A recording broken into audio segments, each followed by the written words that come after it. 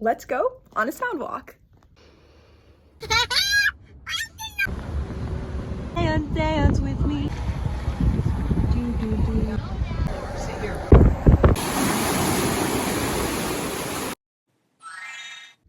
Hello, Appleton North. My name is Maya Kofi, and I am finishing up the very last Monday Music episode of the year. I would love to teach you about this practice that a lot of sound designers and musicians use on a very frequent basis. Basically, what a sound walk is when you walk, and as you walk, you bring a journal with you, or even just your phone, and you record what sounds you hear and how they're interesting to you. And sound designers or musicians, or even people who are in charge of making the soundtracks, scores, background noise, sound effects for different movies will use this technique just to get in touch with how different things sound. But also, this experience can be very meditative and very grounding. We are so focused on everything kind of at once, but also on nothing at once. And so by intentionally detracting focus from your other senses and turning your focus to sound, you bring yourself back into your body and into this experience. I hope that you guys can do that this summer, and especially as the weather gets nice, I hope you can get out and just take a nice short sound walk. And I hope that you have a wonderful rest of the year. Signing out for the last time, this has been Music Monday. Hey North, welcome to the final episode of Teach It Tuesday this year. To close off the year, I've decided to ask 5 of your favorite teachers what their favorite thing to teach this year was, and why. So let's get to it. I'm Mrs. Bruza. My favorite thing to teach is the Pythagorean theorem because of all the different ways you can prove it and because of its many different applications to math. Hi, my name is Mrs. Shinaki, and my favorite subject to teach all year is the American Revolution. It's exciting, it's rebellious, and it's extremely inspiring when we think about the structure of our whole country and finding the roots of where we're from. And my name is Jill Riefeld. One of the things I love teaching is intermolecular forces. It's the attraction between particles, and it's just got so many different applications, from solubility to biology and cell membranes, and even like physics. People can kind of geek out about things being attracted to each other. What's going on? My name is Mr. Kane. My favorite thing to teach is geometry, especially circles. I like how circles are connected to so many things in our world. Hey, I'm Mrs. Hermanson. I am going to choose something that I teach in September. All of the word choice and juxtaposition that a certain author uses. And the reason this is so fun to teach is because it is one of the first things we do. Alright, thank you guys so much for tuning in to Teach It Tuesday this year.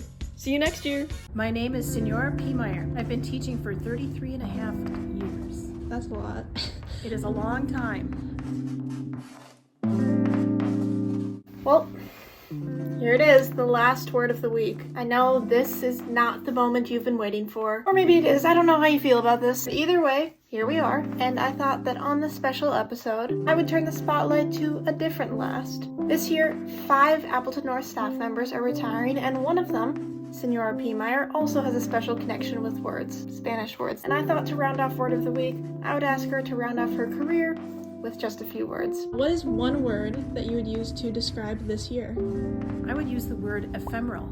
If you need help with what that means, ask a French student. Ephemeral is a fantastic adjective that means fleeting. Whether it's a life, a passion, an environment, or a career, practically everything in our lives is ephemeral in some way. What's a word to describe your career? I would describe my career as rewarding. What is your favorite Spanish word? I love the word Tegucigalpa, which is the capital of Honduras, but I also love the word murciélago because it uses all the vowels. What does that last word mean?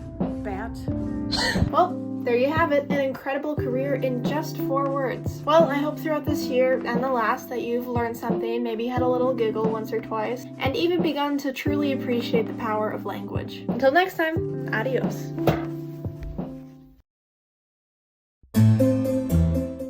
Okay, what's a fun fact about you guys? Well, I was born on March 19th, and No way! I was born on March 19th! We're twins! What is a fun fact you have? A pile of cats is called a meowton. A shrimp's heart is in its head. Hi, my name is Lubaba Ali, and my funnest fact is that my favorite celebrity is Lin-Manuel Miranda, for obvious reasons.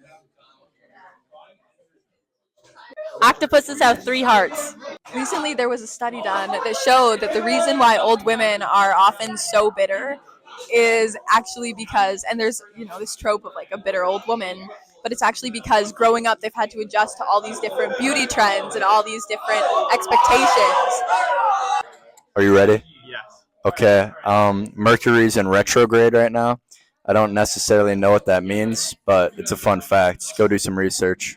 You guys probably know this, but Jane Austen nor Louisa May Alcott got married. Neither of them did. I have a fun fact. No, I don't. I actually don't. Oh. Wait. The state vegetable of the state of Oklahoma is the watermelon. Do you have a fun fact, Bennett? That's a fruit. Okay, I guess that's Bennett's fun fact. Hey North, welcome back to our very last Spark Shorts video this year. We're gonna be doing a blooper reel. And if you were here last year, we also did that. Yeah, I mean, why fix it if it's not broken? We are going to be doing bloopers from all of the segments, not just Feature Friday. Yeah, so keep an eye out for us next year. We're gonna keep making awesome stuff. But as of this school year, this is our last video. It's been a pleasure. Out. Yeah, what she said. 3, 2, 1.